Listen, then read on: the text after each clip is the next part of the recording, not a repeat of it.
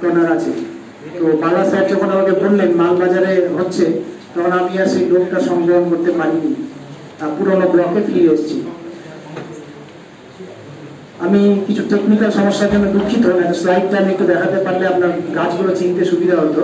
আমি আর সময় নষ্ট না করে শুরু করছি।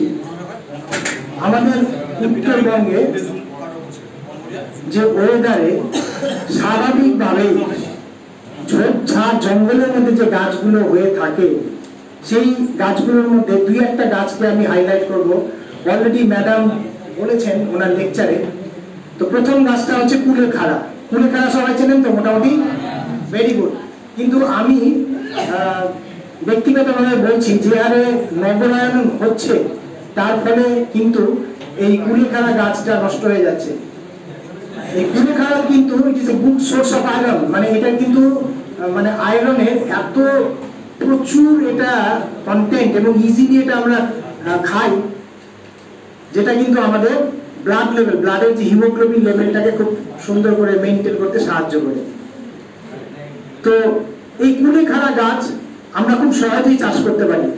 যেমন আপনারা যে ধান চাষ করলেন যে জমিতে, এই ধান চাষ করার পরে জমিটা অনেকদিন ফেলে রাখতে হয় আপনাদের, কিন্তু কুলেখাড়া চাষ করার জন্য সয়েলটার দিকে একটা লক্ষ্য রাখতে হবে যে এর মাটিটা যেন একটু ভিজে ভিজে ভাব থাকে। এই ভিজে ভিজে কাদাযুক্ত মাটিতে কিন্তু কুলেখাড়া বেশ ভালো হয়, মানে এটা আমার বাস্তব অভিজ্ঞতা।